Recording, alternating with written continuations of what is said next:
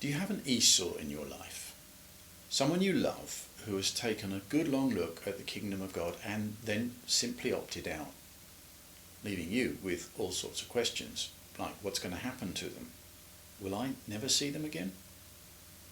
For some, these thoughts come to an even sharper point in that, right now our love for this person means we can't possibly enjoy ourselves if we know that they are suffering. Or what then if one of us is in heaven and the other in hell?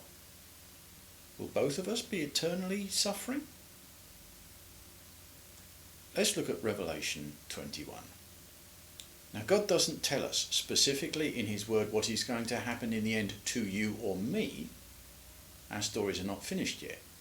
But he does tell us with complete certainty what is going to happen, as only he can do, being the beginning and the end. As far as he is concerned, what he is talking about is already done. So what does he say, and how does it relate to us and our Esau's?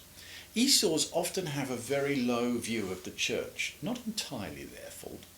As a rule, you can't get them to darken its doors, but when you do, you can guarantee that they'll end up sitting next to the nastiest bigot in the building.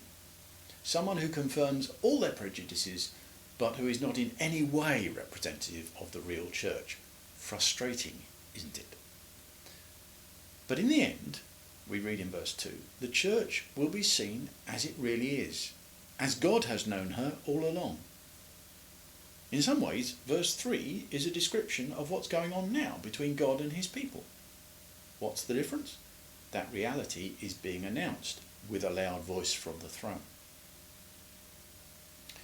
With our Esau's, isn't it the case that what breaks our hearts is that we are already feeling something of the pain of separation?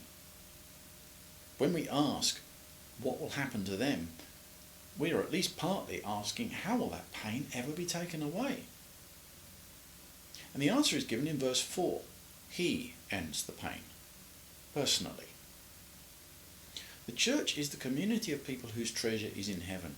That treasure is their relationship with God, and it has already begun, but is largely hidden from the world and from our Esau's. In the end, that relationship will be revealed and consummated. See verses 6 and 7. And that will be the end of the pain for good. Of course, there is a flip side to all this. It's in verse 8. Now, read from the perspective, I do hope my little Esau is going to be all right in the end, there isn't much comfort to be found, other than the fact that little Esau's race is not yet completely run. But read these words from the perspective of someone whose treasure really is in heaven, whose all is invested in the one priceless thing, the relationship with God. Read it in that way, and it's all good news. Nothing at all will be allowed to spoil, distort, or corrupt the dwelling place of God with people. It seems to me that the best thing we can do for our Esau's right now is simply be the church, the real church, the one whose reality will finally be revealed. Be that people who are invested in that relationship. That treasure in heaven is one day going to be displayed. Currently, the priceless nature of the substance of the church is pretty well concealed.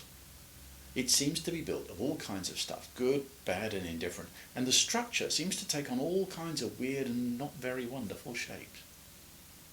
Only seems that way though. In verses 9 to 21 you see that when the real church is revealed, there will be nothing out of place or cheap, only what's costly and beautiful, no exceptions. The emphasis on precious stones is no accident, is it?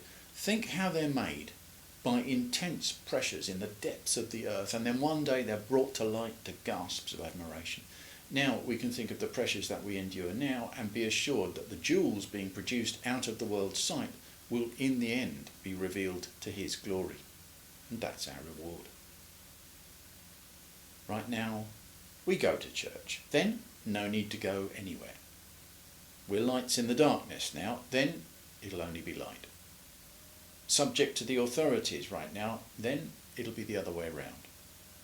Finally, the church will be fully open, never to be closed. Only room in the end for bringing glory and honour to the King of Kings and nothing else gets brought in. Would we want it any other way? If you have been, thank you for listening.